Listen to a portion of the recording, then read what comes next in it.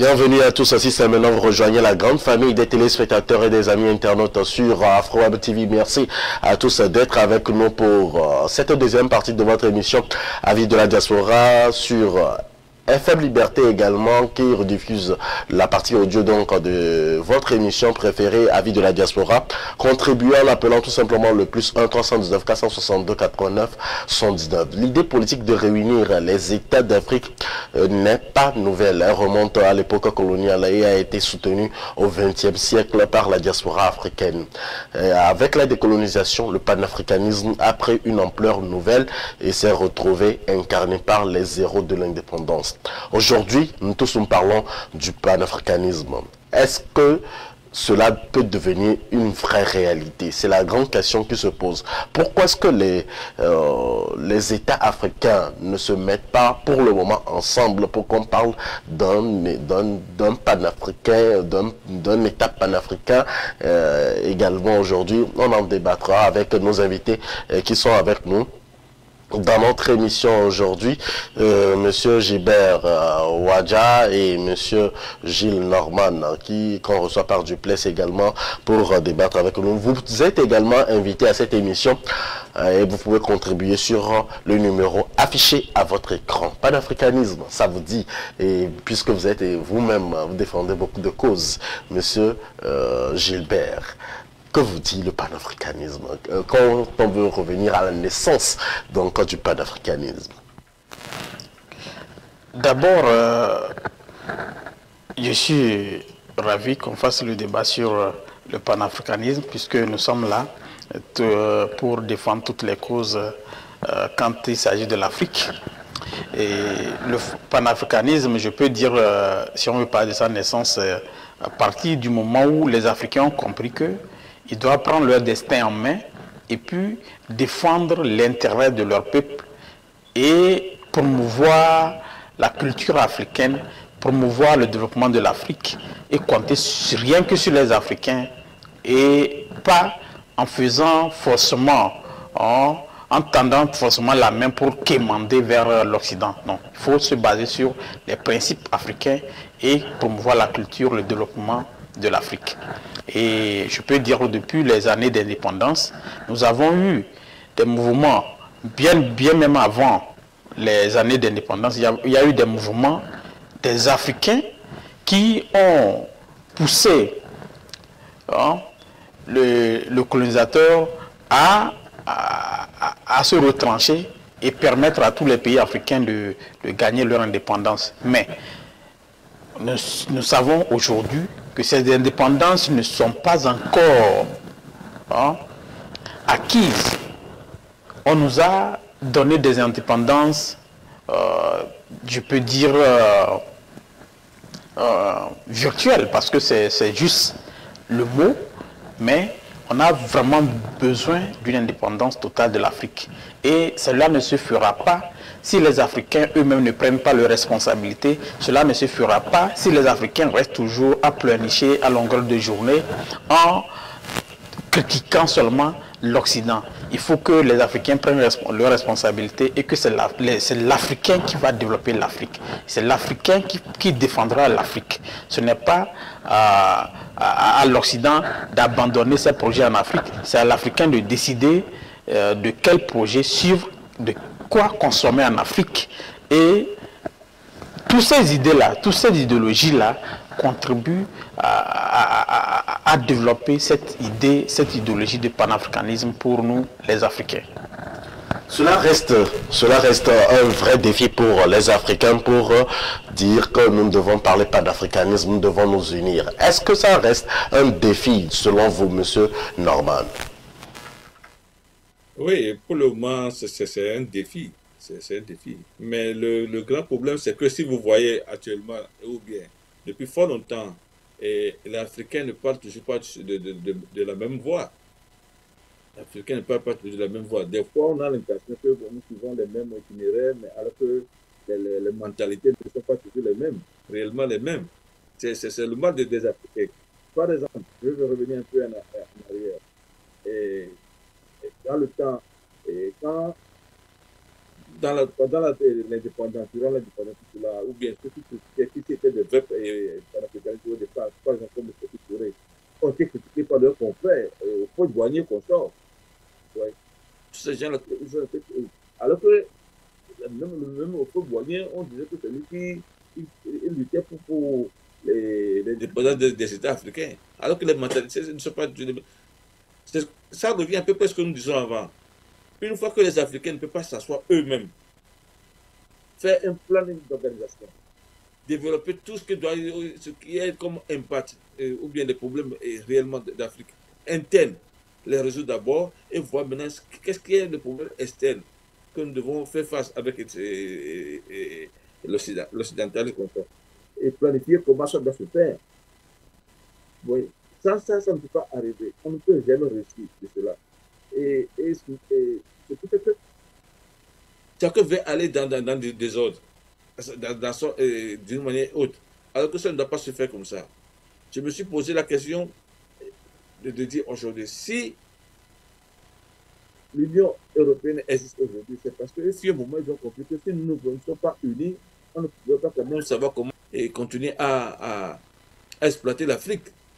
Maintenant, est-ce que nous prenons le cas de la CEDEAO, c'est le même cas de la CEDEAO? Non. L'Union européenne, c'est le même cas? Non. Pendant le panafricanisme qui s'organise aussi aujourd'hui, on a vraiment de longs chemins à parcourir. Parce que jusqu'à présent, il y a toujours... tout le monde va dans son Afrique. Ouais, donc, c'est toujours un problème pour nous en Afrique. Ouais.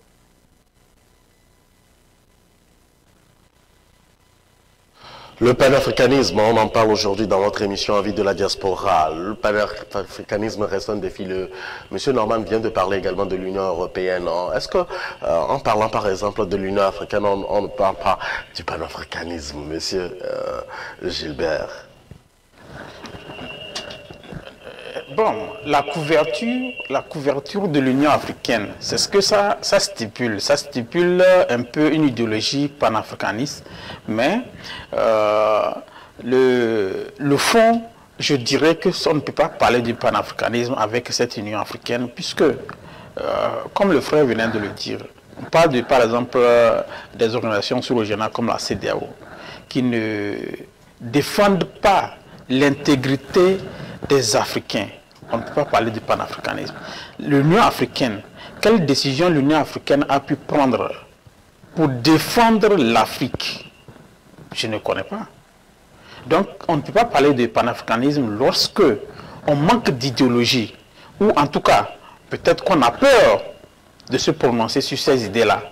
Sinon, la couverture, parlons de l'Union africaine, on sent qu'il y a une idée, ou en tout cas une petite volonté d'aller vers un peu plus du panafricanisme. Mais le fond, vu tout ce qui se passe au sein de l'Union africaine, on ne peut pas parler du panafricanisme pour l'instant.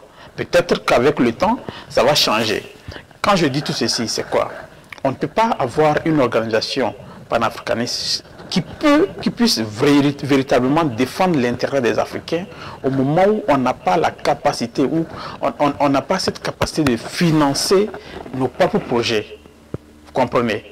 Cette Union africaine, si nous cherchons à voir comment elle est financée, on comprend tout ce que on ne peut pas parler de panafricanisme. Il n'y a rien que des représentants de ces organisations européennes, l'Union européenne et tout, qui sont là pour téléguider l'Union africaine. Que ce soit l'Union africaine ou, en tout cas, je parle de l'Union africaine puisque c'est ce qui est global pour l'Afrique, sans parler de toutes ces petites organisations sous-régionales dans l'Afrique de l'Ouest, en Afrique centrale et autres. Vous comprenez? Donc, le panafricanisme aussi, c'est l'idéologie. Quelle est l'idéologie du panafricanisme? L'idéologie, c'est l'Afrique d'abord. Ça, c'est moi, ma propre conception du panafricanisme. C'est-à-dire, c'est l'Afrique d'abord. Vous comprenez? Ce n'est pas seulement en décriant que l'Europe a fait ceci, la France a fait ceci en Afrique. Non. Il faut d'abord conscientiser les Africains à aimer leur continent d'abord, à défendre l'intérêt du continent et à s'engager pour le continent. Donc c'est ça le panafricanisme. Et quand on a de l'amour pour l'Afrique, il y a des trucs qu'on ne permettra jamais que cela arrive en Afrique. Je peux dire aujourd'hui que je ne peux pas me qualifier à 100% comme un panafricain parce que normalement, si je l'étais, je devrais en ce moment être peut-être en Afrique. Je ne devais pas être aux États-Unis. Comprenez? Moi, ma conviction, c'est ça. Okay. Parce que on ne peut pas vouloir une chose et puis faire son contraire. Il faut défendre l'Afrique. Je ne dis pas que quand on est panafricain, on ne doit pas voyager, mais on doit travailler sur son continent. C'est ce que je veux dire. On doit travailler pour le continent. Et on n'est pas encore à cette étape aujourd'hui pour beaucoup d'Africains. Parce qu'on manque de l'amour pour nos continents. On manque d'amour pour notre continent, ça c'est... Oui, c'est ce que moi je pense. Pourquoi je le dis? Vous voyez tout ce qui se passe. Je vais amener cette idée pour des exemples comme les crises au Sahel, par exemple. Vous savez ce qui se passe au Sahel? Ce sont les Africains qui tuent les Africains là-bas. Vous comprenez? Ce sont des Africains qui tuent les Africains là-bas. Quand on a de l'amour pour son prochain, quand on a l'amour pour son continent, on ne peut jamais, sous prétexte de quelle que soit cette idéologie autre, aller prendre de l'arme et assassiner son propre frère. Donc ça, c'est le manque d'amour pour son continent. C'est ce que je qualifie de manque d'amour pour notre continent. Donc, vous comprenez, il y a des vrais panafricains, comme les Thomas Sankara, je citerai, les gens qui sont déjà partis. Beaucoup d'entre eux ont été assassinés. Je vais parler encore de Kadhafi récemment. Beaucoup d'entre eux ont été assassinés par qui? Ce n'est pas les Africains. C'est parce qu'on vient proposer un Africain un poste ou bien en tout cas de l'argent ou en tout cas je ne sais pas quoi, mais il est capable de trahir un Africain. Donc cela veut dire qu'on n'a pas de l'amour pour notre continent. Lorsqu'on a de l'amour pour le continent, il y a des trucs qu'on ne peut jamais, quelles qu'en soient les situations, commettre contre un Africain. Merci, monsieur Gilbert Wadja, pour votre intervention. Monsieur Norman, j'ai envie de vous poser la question de savoir si vous êtes d'accord avec l'UPN. Et puisque l'Union africaine, probablement dans l'Union africaine, on retrouve des présidents africains et ils ont l'objectif également de faire développer l'Afrique comme cela se doit. Ils ne veulent pas rester des moindres. Ils veulent faire, ils voyagent chaque jour, ils regardent des choses, ils ont de l'expérience. Il y a d'autres même qui ont fréquenté à la diaspora, il y a d'autres qui sont de pur, 100% pur bilan, soit produits africains aujourd'hui. Alors pourquoi ne pas faire développer l'Afrique et se mettre ensemble comme le dit l'unité africaine, monsieur Norman? Oui, et une fois encore, je peux vous répondre à cette question sans toujours garder ma langue dans ma poche. Et quand j'étais au pays, je me rappelle quand j'étais déjà au pays, j'avais des contrats avec, par exemple, la CEDEAO, tout cela. Et c'était une grande surprise pour moi que j'ai vu là les conseils de la CEDEAO même. Il y avait certains conseils qui étaient des Blancs, des Européens. Comment est-ce qu'on peut avoir une organisation africaine et que les grands conseillers, les poumons, doivent être des Européens? Depuis qu'on a vu l'Union européenne, on a plus des conseillers africains. Non. Ça veut dire que c'est même lié.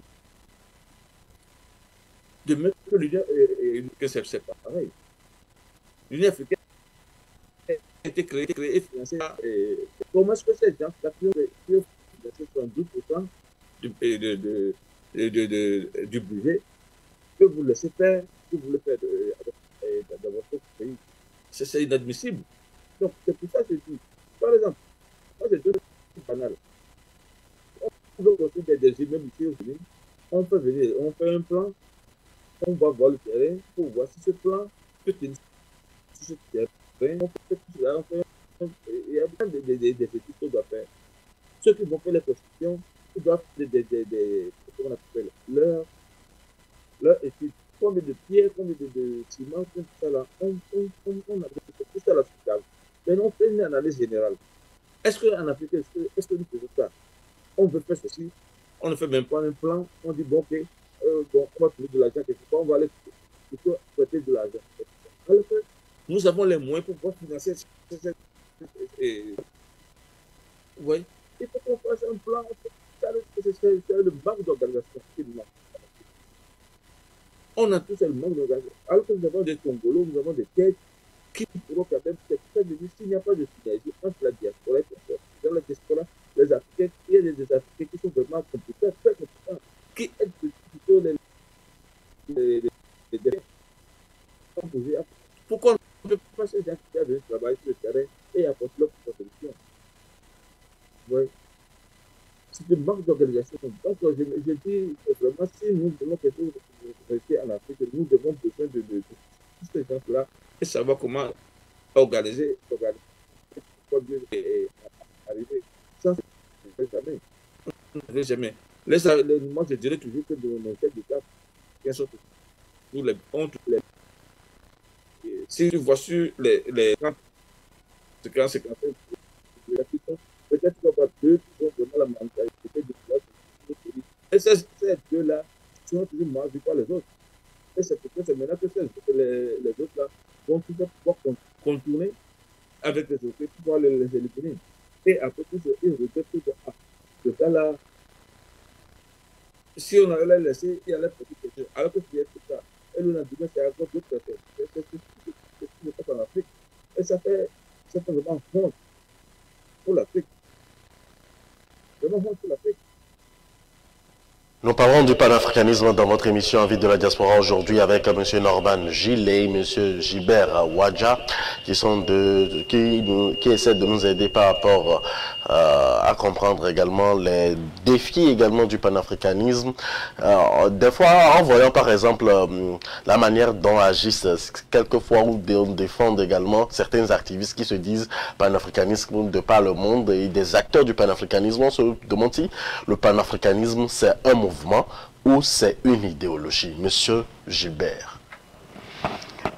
Merci. Je dirais, si la question est bien posée, on se poserait une autre question de savoir pourquoi existe tant de mouvements ou en tout cas d'associations panafricanistes. Mais pourquoi ne pas former une seule association ou en tout cas un seul mouvement panafricaniste? Oui. Le problème c'est quoi? Comme je le disais, ma propre conviction du panafricanisme n'est pas la conviction de l'autre. Vous comprenez? Mais pourquoi? Le problème est que, moi par exemple, il y a des gens aujourd'hui, que je suis leurs vidéos sur, par exemple, Facebook et YouTube et tout ça, qui se veulent panafricains, mais ils ne font pas une lutte que moi j'aurais souhaité faire. Vous comprenez? Qu'est-ce que je veux dire?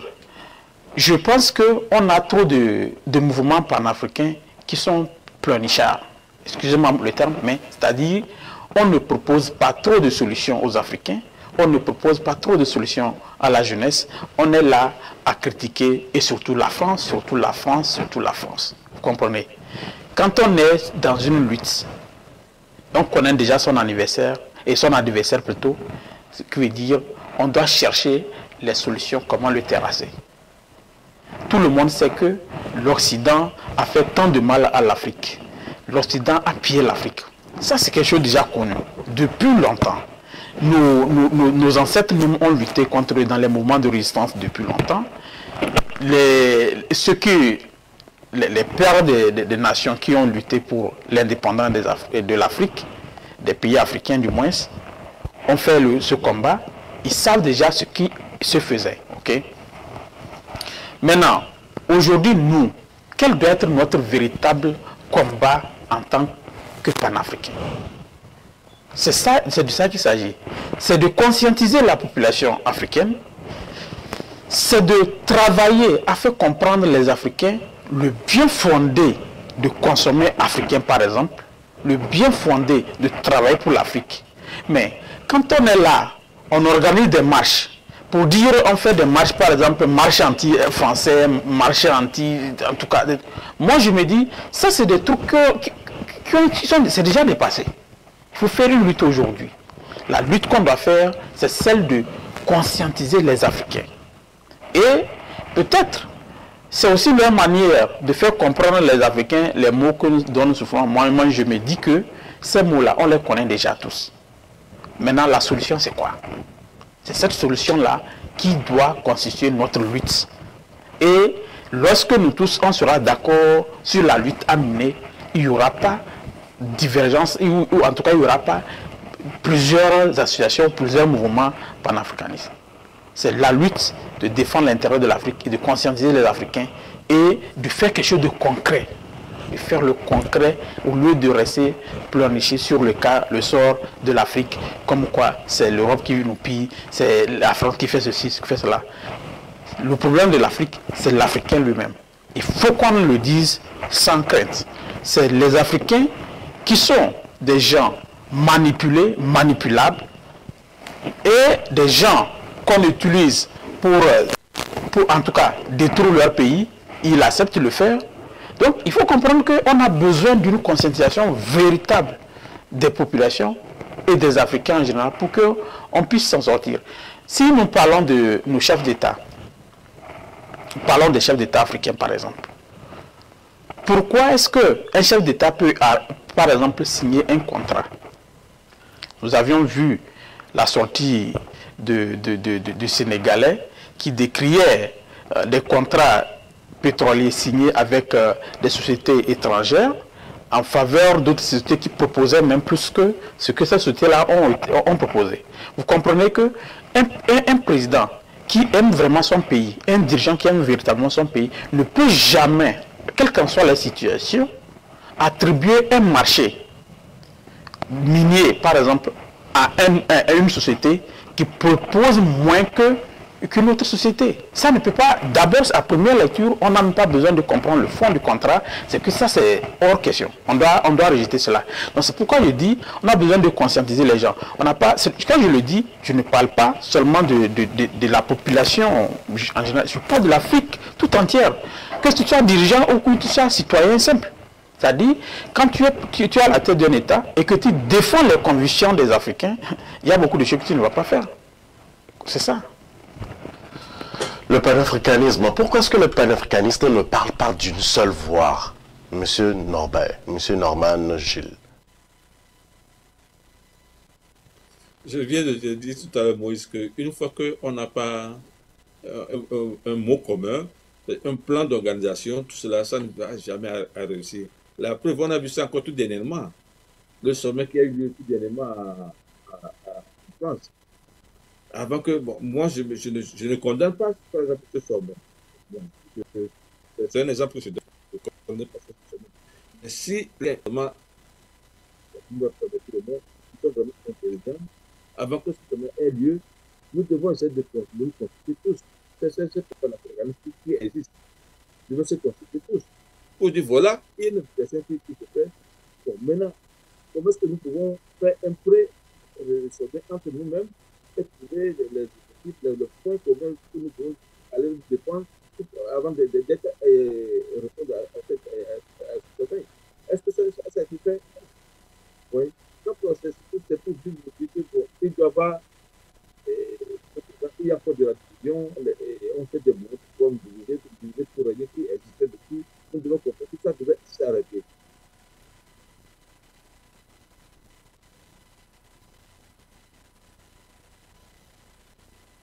Et d'une manière autre, maintenant, si nous devons mettre cette Afrique d'accord sur les principes, nos objectifs doivent être les mêmes. Qu'est-ce que nous voulons pour notre Afrique? Nous devons les lister. Et de manière que chacun, si tu vas dans ton langue, ça doit être les mêmes idéologies, vous voyez, de partout. Ça, c'est le monde va dans son point avec l'idéologie et l'éducation coloniale du passé. Et ça ne peut pas réussir. Voilà, parce que nous devons, et pour cela, moi, je parle de l'Union européenne, par exemple. Il y a un moment, pour pouvoir quand même exploiter mieux l'Afrique, nous devons nous parler maintenant d'une seule fois, parce que les Africains commencent à éveiller. Donc maintenant, qu'est-ce qu'il faut faire? Nous ne pouvons plus aller au rang, c'est comme nous avons fait auparavant. Oui. Donc, ils sont mis d'accord pour être éduqués et comprendre tout ce que doit se faire. Si nous trouvons un bloc, nous devons savoir comment aller sur le terrain. Est-ce que c'est fait? Et pourquoi pas vous, les Africains, maintenant, on doit comprendre que nous, pour pouvoir les éliminer ou bien les éduquer, nous devons aussi parler de faire un bloc. Et ce bloc, on n'arrive pas à l'organiser. Ici, dans la diaspora, sur le terrain africain, c'est pareil. C'est impossible. Et je ne sais même pas quelle malédiction existe sur l'Afrique. Alors qu'on a tout. On a tout. C'est incroyable. En allant rang dispersé, on a plus de 100 questions sur le panafricanisme et nous avons déjà commencé donc cette première partie. Ce sera juste la petite partie, l'introduction du panafricanisme que nous avons commencé avec vous sur les ondes d'Afro TV. Dans probablement quelques minutes, nous allons rendre l'antenne également à notre frère Anthony pour la présentation de l'actualité de la semaine, mais nous allons nous assurer aujourd'hui de terminer le plus vite possible. Alors, est-ce que ce rêve du panafricanisme peut devenir réalité un jour? Ma dernière question pour chacun de nos amis, de nos invités aujourd'hui. Monsieur Gilbert. En tout cas, je dirais que ça peut devenir réalité. Au même moment, en restant pessimiste, c'est un peu paradoxal, mais c'est la réalité parce que quand nous suivons le comportement de nous les Africains même, moi je le dis toujours, pour trouver la solution au problème de l'Afrique, on n'a même pas besoin d'aller faire combat avec un pays européen. Il faut que nous les Africains même, on s'accepte mutuellement entre nous d'abord. Vous comprenez? Donc c'est le problème majeur de l'Afrique. En voyant le comportement des Africains, je me dis, pour que ce rêve devienne une réalité, peut-être ça va encore prendre beaucoup de siècles. Oui, si c'est possible, hein, ça va prendre beaucoup de siècles. Alors que devons-nous faire? C'est l'unité. C'est ce que le grand frère disait aussi tout à l'heure. C'est de parler d'une seule voix, de s'organiser d'une manière à être conscient et comprendre que ce qui est important, c'est le développement de l'Afrique. Vous comprenez? Regardez par exemple, quand le frère parlait de l'Union européenne, l'Union européenne, ça ne veut pas dire que tous les pays parlent de la même voix. Mais quand il s'agit de prendre une décision pour l'intérêt de l'Europe face à une autre puissance, ils parlent tous de même voix. C'est ce qui manque à l'Afrique. On ne demande pas, par exemple, qu'il y ait une Union africaine où tous les pays doivent être d'accord à 100% sur tous les points, mais quand il s'agit de l'Afrique face à quelqu'un d'autre de l'extérieur, ils doivent aller d'une seule voix. C'est comme ça. Mais aujourd'hui, si nous avons des chefs d'État qui, pour leur intérêt d'être au pouvoir, sont prêts à sacrifier toute une génération, je me dis, quel genre d'Africains nous voulons être? Vous comprenez? On pourrait aujourd'hui parler du panafricanisme, par exemple, si aujourd'hui un pays africain ne reçoit pas une monnaie venue de l'étranger. Je parle du franc CFA, par exemple, qui est une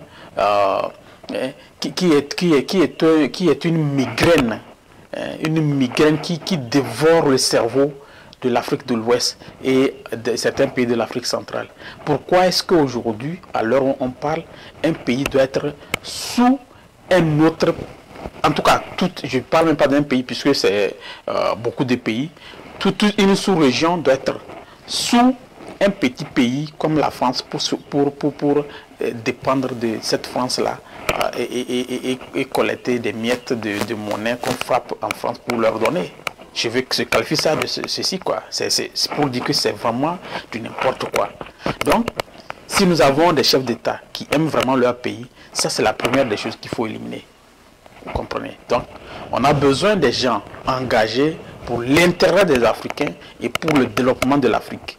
Et on peut travailler en collaboration ou en partenariat avec certains pays de l'extérieur, mais il n'y a pas une relation d'amitié qui devrait exister entre nous, qui nous pousse plutôt à livrer les ressources de nos pays, ou en tout cas nos biens à un autre continent ou à un autre pays.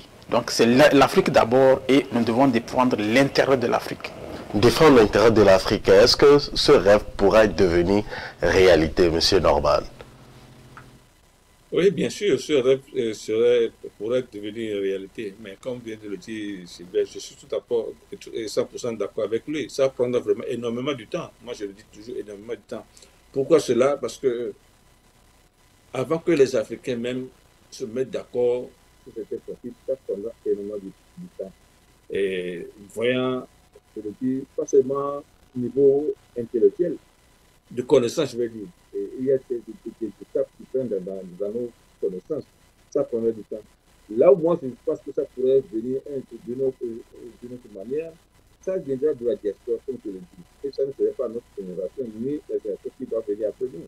Peut-être que le troisième personne sera cela.